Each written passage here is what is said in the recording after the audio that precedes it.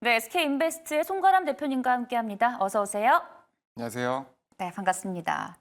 네, 최근에 뉴욕도 그렇고 인도도 그렇고 대만도 글로벌 증시는 잘만 가는데 우리 국내 증시만 유독 좀 체력이 약한 모습입니다. 오늘 시장 어떻게 보셨을까요?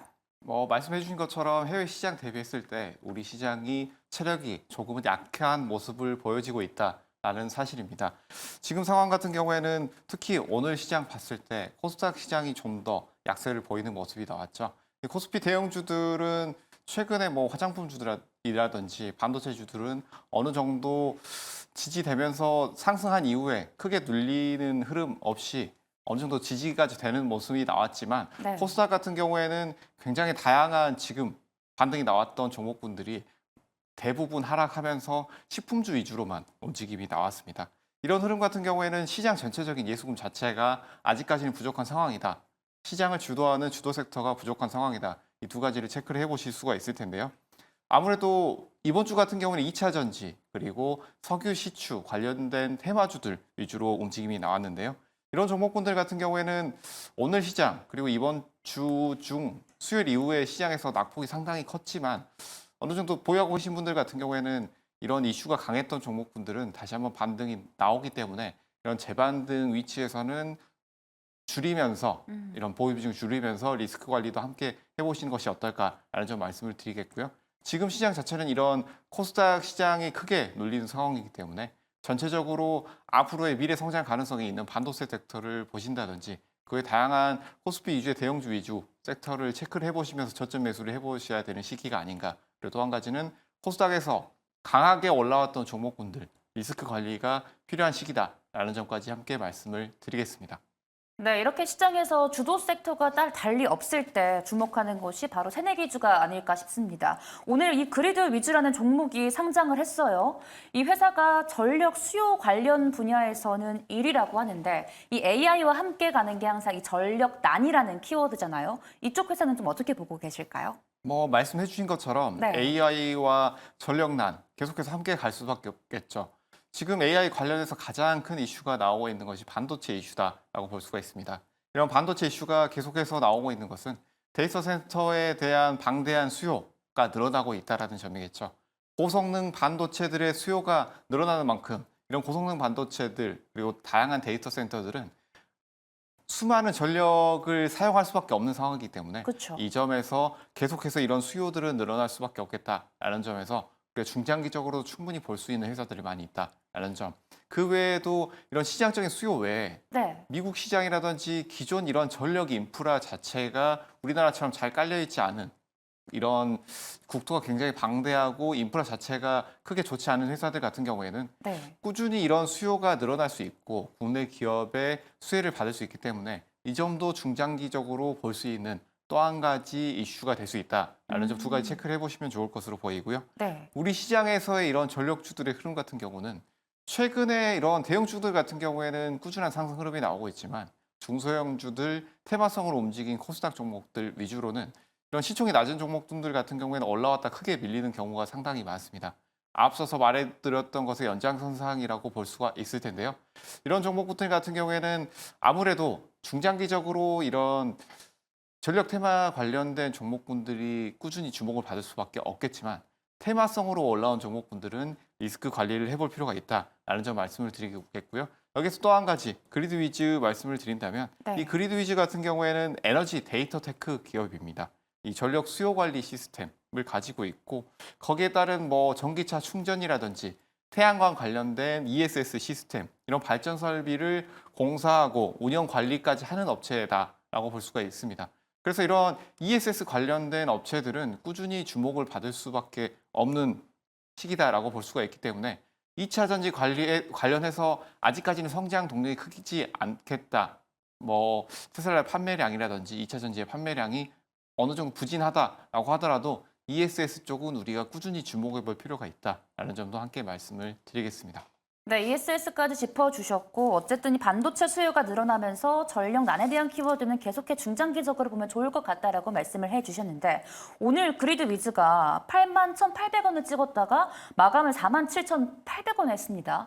이 좀 위에 물려 계신 분들 좀 회복이 가능할까요? 어떻게 보세요? 오늘 그리드 위즈 같은 경우에는 신규 상장주들의 정형적인 모습을 보여줬다라고 할 수 있을 텐데요. 신규 상장주들 뭐 하반기에도 좋은 회사들이 예정이 돼 있고 네. 또 많이 주목을 받을 회사들이 남아 있습니다. 하지만 우리가 여기서 지금 당장 그리드 위즈의 흐름을 보면 아침에 이 매수가 들어온 이후에 큰 거래량은 나오지 않았지만 네. 장 막판에 어느 정도 거래량이 붙으면서 하락하는 모습이 나왔습니다.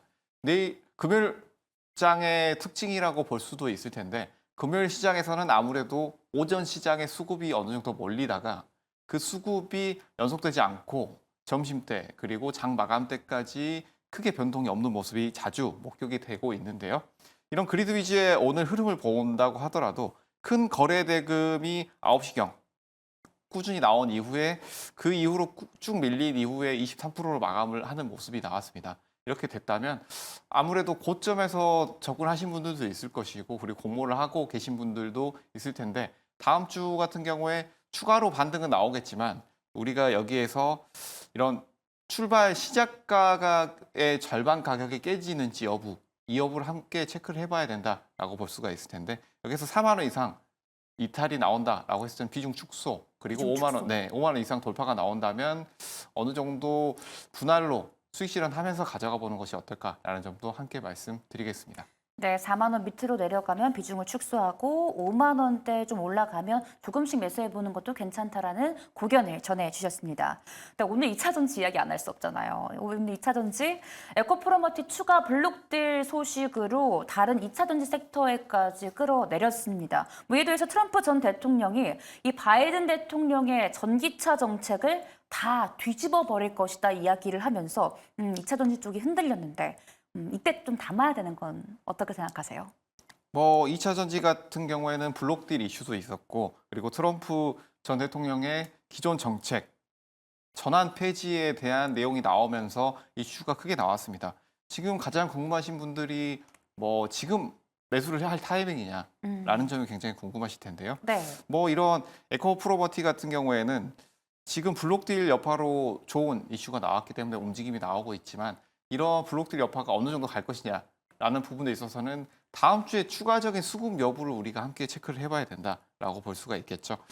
이런 에코프로머티 2대 주주인 블루런 벤처스가 장 종료 이후에 보통주를 블록딜 했다고 나오면서 이렇게 큰 하락이 나왔지만 여기서 이 블록딜 이후에 수급 자체가 어떻게 움직이는지 그리고 2차 전지주들의 전반적인 흐름이 어떻게 움직이는지 체크를 해봐야 된다라고 보여지는데요.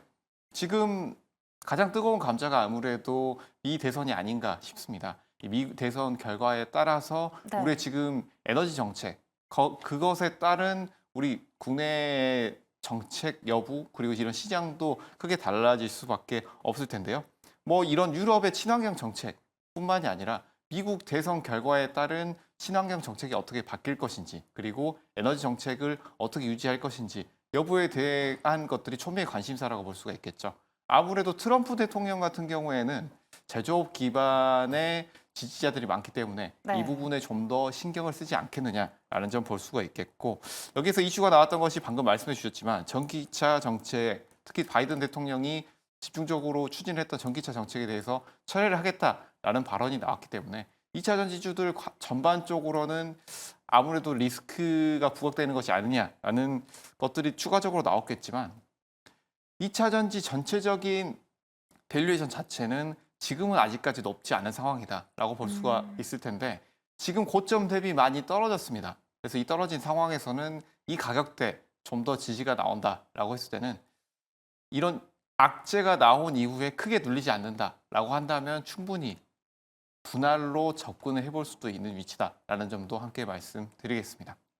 네, 이 대선 결과에 따라서 섹터별로의 단발적인 움직임은 좀 있을 수 있겠지만 어쨌든 2차 전지가 바닥을 잘 다지는 것이 확인이 되면 분할 매수 관점으로는 괜찮다라고 말씀을 해 주셨습니다.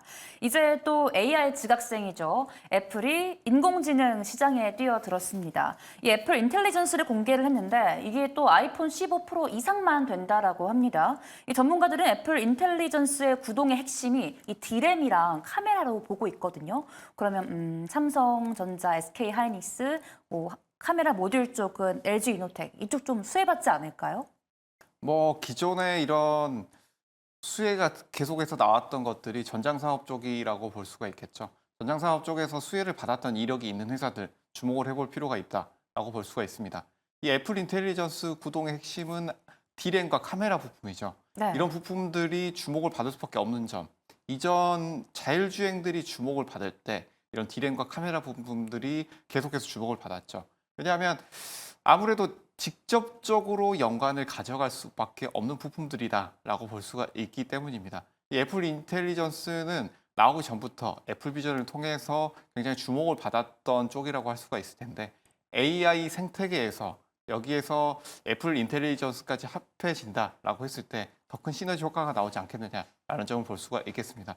그래서 이런 D램 부품주들, 카메라 부품주들, 기술력이 있는 회사들 위주로 우리가 지금은 체크해봐야 될 시기가 아닌가라는 점까지 함께 말씀을 드리겠습니다. 그러면요, 삼성전자랑 SK하이닉스 얘네 말고 또 수혜주가 있을까요? 좀 주목하고 계시는?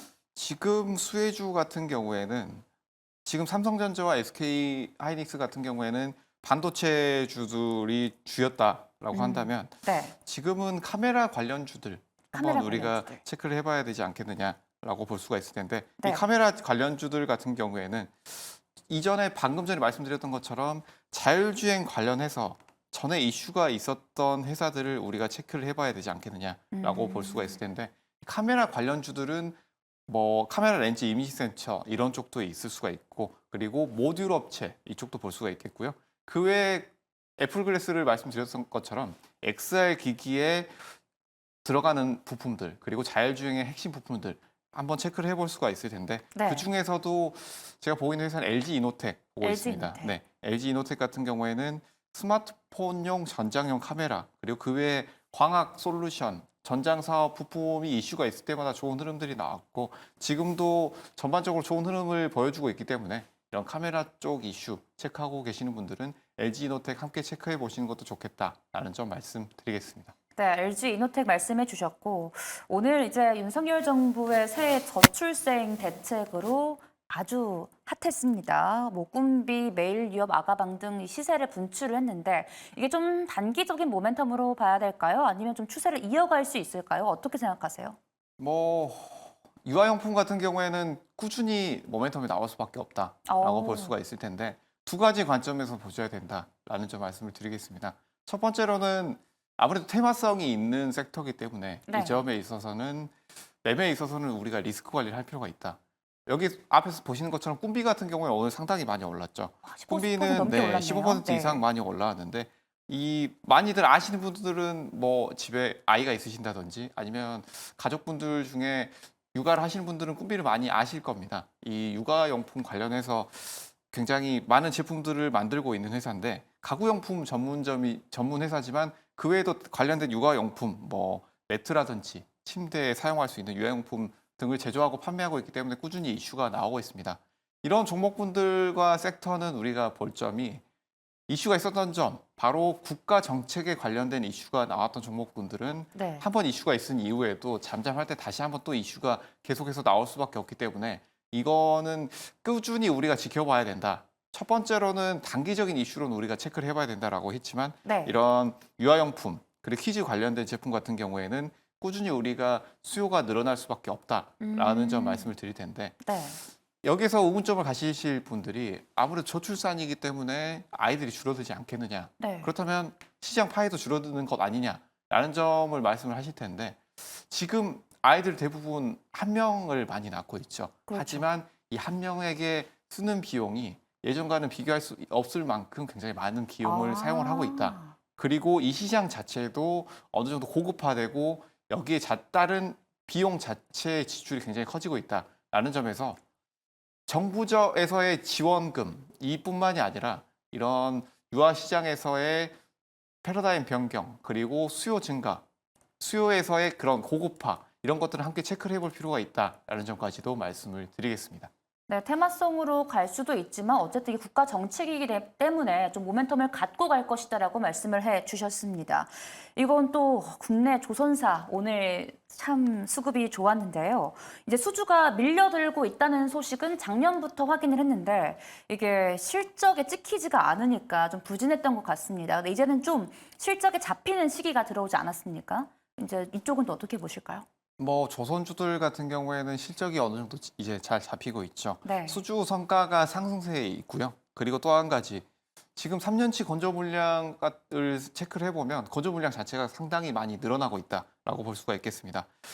이 이런 조선주나 해양주 같은 경우에는 자본 집약적이고 그리고 네. 노동 집약적인 대표적인 산업이기 때문에 이 산업 자체는 앞으로의 수요가 계속해서 늘어난다라는 점을 체크를 해볼 필요가 있고 네. 전후방 산업인 해운 산업 그리고 철강 산업 이 두 개의 산업이 어떻게 움직임이 나오는지 여부도 함께 체크를 해보시는 것이 좋겠다라는 점 말씀을 드리겠습니다. 간단하게 말씀을 드리면 여기에서 이 산업 자체에 대한 부분 매출이 어느 정도 늘어나고 있는지 첫 번째 체크를 해보시고 네. 두 번째로는 이런 해운 산업 어떻게 움직임이 나오는지 네. 다음으로는 해운 운임 지수를 체크를 해볼 수가 있겠죠. 음. 다음으로는 철강 이런 철강 산업 등 산업에서 지속적으로 사용되는 것들의 지표가 어떻게 움직이는지 이 세 가지 체크를 해보시면서 해운 관련주 지금 함께 체크를 해보시는 것도 좋겠다라는 점 말씀드리겠습니다. 네, 해당 산업에 대한 움직임 지켜보면서 매매하시면 좋을 것 같습니다. 계속해서 송가람 대표님이 가져오신 수익률을 높여줄 섹터입니다. 최민지 아나운서가 소개합니다. 네, 안녕하세요. 시크릿 섹터 브리핑의 최민지입니다. 자, 오늘은 송가람 대표의 반도체 섹터 함께 살펴볼 텐데요. 전문가의 체크 포인트 하나씩 확인해 보시죠. 자, 오늘 첫 번째로 살펴볼 내용은요. 간밤 뉴욕 증시 움직임부터 체크를 해보겠습니다.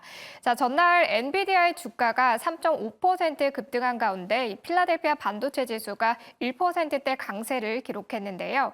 이 지수는 5,602포인트를 기록하면서 사상 처음으로 5,600선을 돌파하면서 마감을 했습니다. 자, 엔비디아도 역시나 사상 최고치를 경신했는데요. 이 CPI에 이어서 PPI도 둔화세를 보이면서 이 연준의 금리 인하 기대감 속에 기술주의 랠리가 지속해서 이어지고 있습니다. 자, 특히 전장에서는 제2의 엔비디아로 부상하고 있는 이 브로드컴의 급등세가 단연 돋보였는데요. 자, 그럼 이어서 두 번째 체크 포인트 확인해 보시죠. 자, 브로드컴이 2분기 호실적과 주식 분할 계획을 발표했습니다. 자, 브로드컴의 2분기 매출은 124억 9천만 달러로 시장 전망치를 웃돌았고요. 주당 순이익도 역시 예상치를 상회했습니다. 또 올해 매출 전망치도 월가 전망치를 웃돌면서 어제 주가 무려 12%나 급등했는데요. 뿐만 아니라 10대 1 주식 분할 계획을 밝히면서 시장의 기대감은 더욱더 커지고 있습니다. 자, 이에 전날 브로드컴의 주가 4년 만에 최대 폭으로 상승했다는 점 체크해 주시고요. 그럼 마지막 체크 포인트로 넘어가 보시죠. 자, 마지막으로는 삼성전자 관련 내용들 함께 살펴볼까요? 자, 삼성전자가 미국에서 개최한 삼성 파운드리 포럼에서 이 원스톱 AI 솔루션을 공개했는데요. 바로 파운드리와 또 메모리, 또 어드밴스 패키지 사업을 통합해서 함께 AI 칩의 공급 기간을 20% 단축한다는 계획입니다. 자, 이 가운데 단연 돋보였던 계획은 이 내년부터 시작되는 2나노 공정에 3년 내에 후면 전력 공급 기술을 도입한다는 소식이었는데요.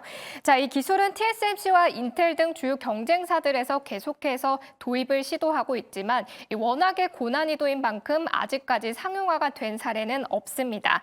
자, 과연 삼성전자가 이 기술을 통해서 게임 체인저로 부상할 수 있을까요? 전문가와 함께 자세한 인사이트 확인해 보시죠.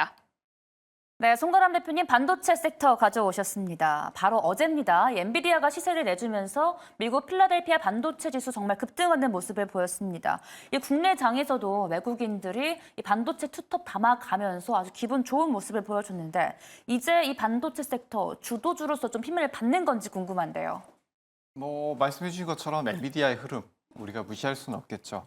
엔비디아가 고점에서 계속해서 좋은 흐름이 나오고 있다라는 점이 가장 반도체 섹터에서 고무적인 점이었다라는 라고 볼 수가 있을 텐데요. 이 엔비디아만의 독주가 이루어진다면 엔비디아가 주춤할 때 반도체 섹터가 함께 이렇게 주춤하는 흐름이 나오지 않겠느냐라는 의견이 상당히 많았습니다. 네. 하지만 어제장에 이런 미국 시장, 이번 주에 미국 시장의 흐름을 보게 된다면 제2의 엔비디아로 부각하고 있는 회사가 있죠. 바로 브로드컴입니다. 이 브로드컴이 굉장히 좋은 흐름이 나오고 예상치 컨센서스를 상회하는 이런 분기 실적이 나오면서 10대 1 주식 분할까지 발표를 했습니다. 그 이후에 10% 이상 급등하는 흐름이 나오면서 굉장히 좋은 흐름이 나오고 있습니다. 이렇게 반도체주들 중에서도 엔비디아 외에 후속주들이 계속해서 움직임들이 나온다라고 한다면 말씀해 주신 것처럼 이런 반도체 섹터가 주도 섹터가 될 가능성이 지금으로서는 굉장히 높다. 이런 상승 흐름을 이어갈 가능성이 굉장히 높다라는 측면을 볼 수가 있기 때문에 네. 이런 HBM 쪽 그리고 그 외에도 다양한 공급 기업들 그리고 이런 D램이나 그 외 다양한 기술력을 가지고 있는 회사들, 반도체 회사들, 대형주들 외에도 우리가 주목해 볼 회사들이 많이 있기 때문에 관련주들 체크를 해보시면서 공급 기업 위주들 그리고 기존의 이슈가 계속해서 있었던 HBM 관련주들은 꾸준히 우리가 지켜볼 필요가 있다라는 점까지 함께 말씀을 드리겠습니다. 이 HBM 모멘텀이 좀 소멸된 삼성전자도 오늘 정말 갭상승하는 하루가 아니었나 싶습니다. 그런데 이 HBM 모멘텀이 아직 해결이 되지 않았는데도 엄청난 좀 수급을 끌어낼 수 있었던 이유는 뭐라고 생각하실까요? 지금 다양한 이유들이 있겠지만 아무래도 지금 당장에 우리가 주목해 볼 만한 섹터가 없는 이유가 첫 번째가 아닐까. 약간 빈집털이 느낌이에요. 그러면? 그렇다고 볼 수가 있을 텐데 이런 지금 반도체 관련주들이 계속해서 이슈를 받고 있지만 그 외에 우리가 매출이 어느 정도 잘 나오고 있는 화장품주 쪽 그리고 네. 그 외에 다양한 종목군들이 움직임이 있는 것도 사실이지만 여기서 꾸준히 상승 흐름을 이어가고 있는 섹터는 반도체가 거의 유일한 섹터가 아닌가라고 보여지는데 그 이유는 앞서 말씀드렸던 것처럼 이런 엔비디아의 약진 그 외에도 다른 후발주들까지 움직이는 흐름이 나오고 있다라는 점에서 전 세계적인 반도체 상승 흐름 우리가 이어가고 있다라는 점을 볼 수가 있겠고 그 외에도 다른 수급적인 면에서 본다라고 했을 때는 이런 예수금 자체가 크지 않은 시장에서 네. 어느 정도 대형주 위주로 몰리고 있는 상황이기 때문에 대형주 시총이 많은 반도체주로 꾸준히 모멘텀이 몰리고 있다라는 사실에서 반도체주들은 꾸준히 좀 더 흐름이 이어지지 않겠느냐라는 점까지 말씀을 드리겠습니다. 네, 삼성전자 이야기를 했는데 우선은 너무 지겨운 질문인데 매수 타이밍일까요? 어떻게 보세요? 대부분 삼성전자, 하이닉스 지금 사도 되냐라는 네. 질문을 많이 주시는데요. 지겹죠? 네. 이 삼성전자 매수 타이밍 같은 경우에는 주식하시는 분들은 누구나 고민하고 있는 부분이 아닌가라고 보여집니다. 기술적인 위치를 봤을 때는 지금은 거래 대금이 크게 변동이 없는 상황이기 때문에 네. 장기적으로 보시는 분들 같은 경우에는 분할로 충분히 매수도 가능한 위치다라고 보여지고 단기 매수 하시는 분들은 눌림목에서 어느 정도 접근을 해봐도 되겠다라는 점 말씀을 드리겠지만 다음 주에 78,000원대, 77,000원대 지지 나온다라고 했을 때는 단기 매수를 보시는 분들도 충분히 지금은 매수가 가능하다라고 볼 수가 있겠고요. 네. 그 외에 우리 반도체주 보시는 중장기적으로 보시는 분들 같은 경우는 분할로 접근하되 미국 시장에서 엔비디아나 말씀드렸던 이런 후발주들 움직임이 어떻게 나오는지 여부 함께 체크를 해보시면서 보는 것이 어떨까라는 점도 말씀드리겠습니다.